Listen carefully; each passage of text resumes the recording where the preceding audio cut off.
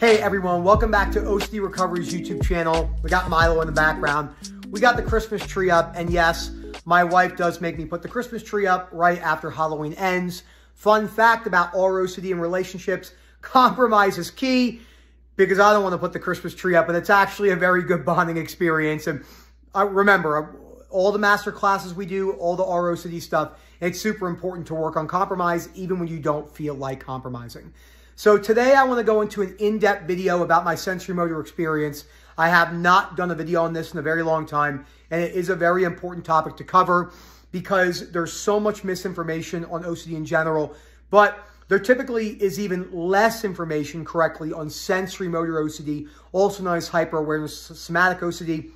I'll call it sensorimotor for the remainder of the video. Why it's not just the big five: blinking, breathing, swallowing, saliva, and your heartbeat. Why it's other things such as the IBS cycle, fear of noticing that forever. Why it's pain, TMS, and CRPS. And while there is intricate details and differences in some of these disorders, the overarching principles at the top of the pyramid chain of unconditional life acceptance, primarily life acceptance, my life not turning out how I want it to, I don't want to notice these sensations, that is one of the number one, if not the most important factor when it comes to breaking down sensorimotor OCD or anything like it. Before I go any further, please subscribe, hit that like button down below, Phil at OCDrecovery.com. Thank you for this, and happy holidays to whatever you celebrate. What's really cool about working at OCD Recovery, what I'm so grateful for, we work with 80, 90 different, I'm at a place now where there's not really a country I haven't worked with.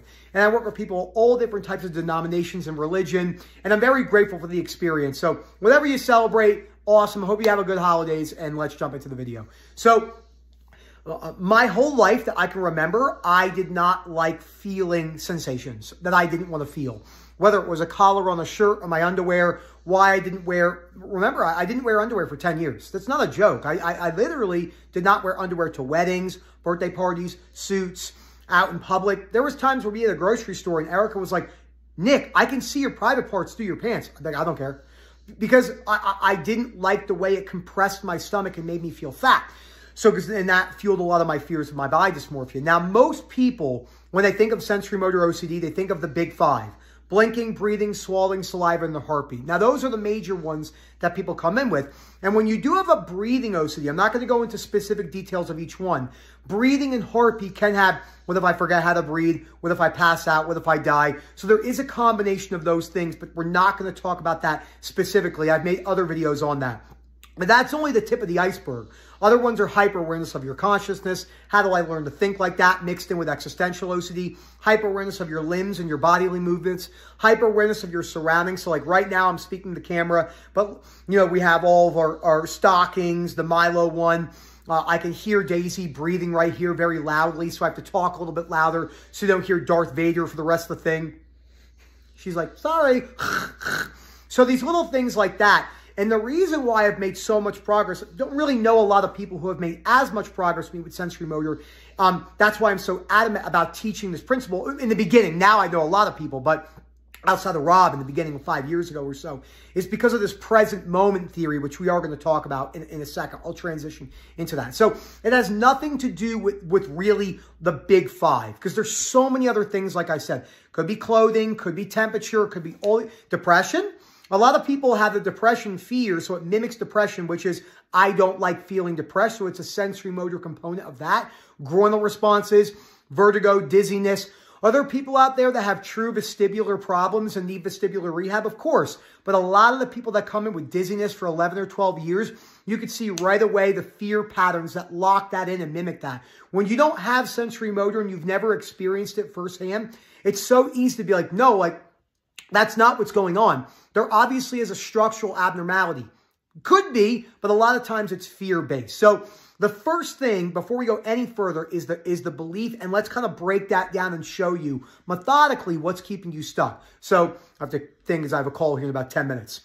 If I notice this sensation for the remainder of my life is ruined. And you can plug in any sensation from that. So I'll say it again.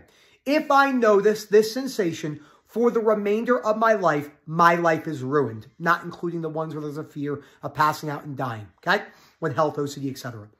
The other one is, If I can't stop noticing this sensation, if I can't stop hearing Daisy breathing, if I can't notice my background surroundings, if I can't notice the shirt sitting on my body, I'll never be able to be conscious, I'll never be able to concentrate again, and I'll never be able to focus on the present moment.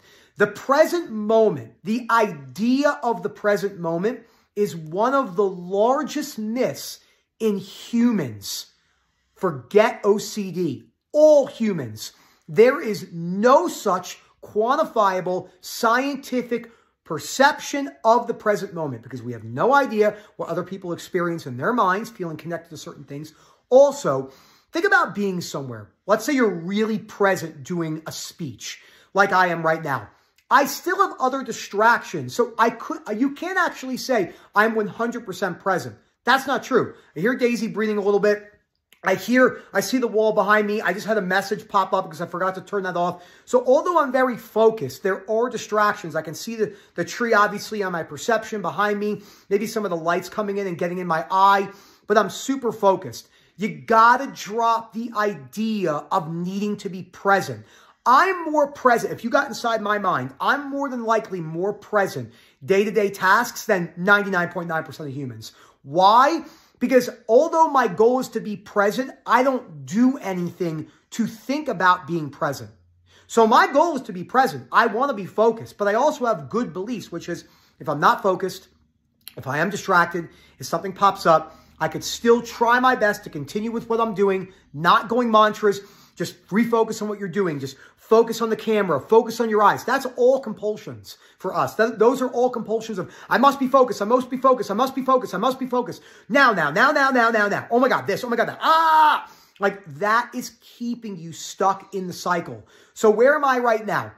Do I notice my sensations? Of course I do. I'm an athlete. I hike. I run in the mountains. I work out every day. I live in Colorado. I live at, 6,600 feet or 2,200, 2,300 meters for you meter people and all these things. I go hiking, 4,300 meter mountains and 14,000 foot mountains. And I want to go to the Nepal range. Like, shortness of breath, all this stuff. I live in a high desert. So when it's really windy, like it gets real windy here, the sand can get in my eyes. The goal is not to never notice your sensation again. If that is your goal, you're going to be in very big trouble. The goal is to get comfortable with any sensation, doing whatever it wants at any time. Now let's transition that. I know, I'm a loser. It's okay. Let's transition that into the behaviors, life itself, okay? There are no real direct exposures after a quick couple things in the beginning for any type of sensory motor. What? What do you mean? No, like I should suck through a straw. But all I have to say to you is this. Okay, let's say I have you suck through a straw to mimic shortness of breath, or going for a sprint, or like all these different things. But then all I have to say to you is this. But what if it stays forever? No! So the actual exposure for sensorimotor OCD is learning to bring it with you for the ride. That's it. Allowing it to distract you. Sensorimotor is the most straightforward, simplistic breakdown of any fear I've ever worked with. It is the most straightforward. It doesn't make it any easier to recover from, but there's not a lot of like nuanced details when it comes to sensorimotor. And that drives people crazy because exposures, or the ERP gold standard that people say, plays the least amount with sensorimotor. The least. Like let's say you would come to me with CRPS or TMS and pain fears, etc. Okay? And it's in the quadrant of your arm. Okay? You're already in pain all day, so what am I going to have you do? Do this? Like, that's not going to do anything. You're still afraid of noticing that for the rest of your life. Exposures are typically for people who are avoiding certain things. So if you have contamination OCD and you're not touching certain materials, going out there and touching it is the best way to expose yourself to it.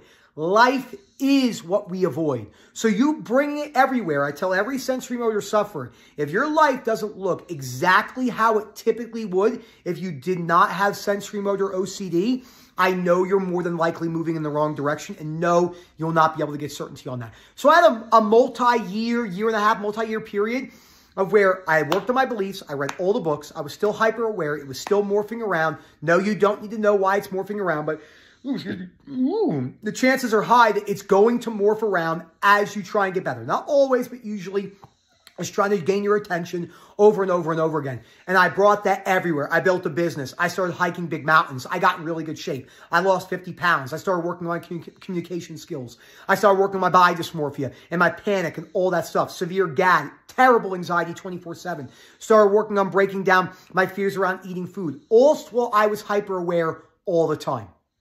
Now, there was a lot of ups and downs in learning in that, but I had to learn that the goal, again, I know it sounds repetitive, was not to never notice my sensations again. And that's why I've made so much progress. I have no expectations on the present moment.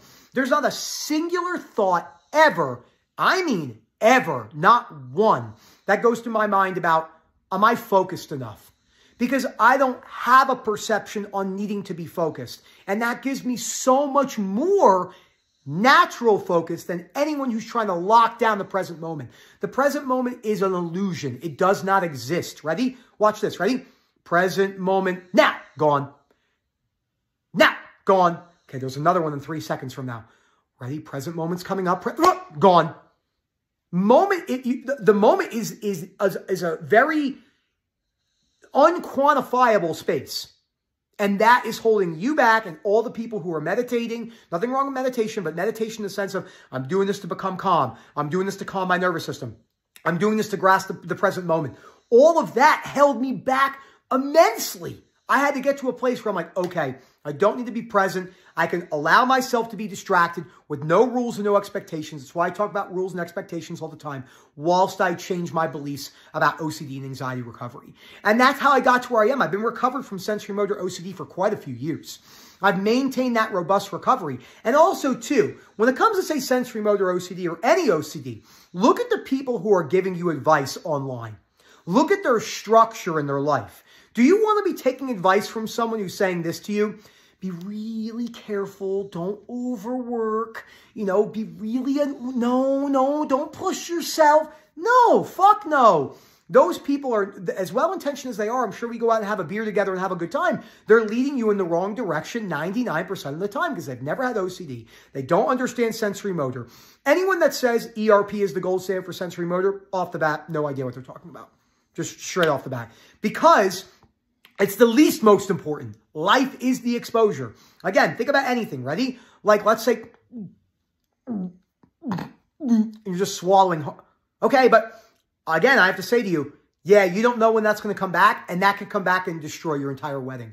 No! So the worst case scenario is noticing that, the uncertainty for the rest of your life, whilst you're building your structure and taking a long-term perspective of never knowing whether it's going to go away, never knowing it's going to come back. And you can usually hear, if I work with someone for a year, 2 years, and a lot of people, oh, I get it. I'm still rushing around trying to get rid of it, aren't I? Yeah, you are. And that's okay. That's why I'm so compassionate on my calls, why I'm such detail with my emails, but that's it. So remember, unconditional life acceptance, losing all expectations on the present moment, changing that.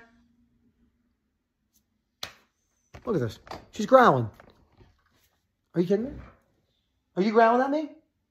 Do it again.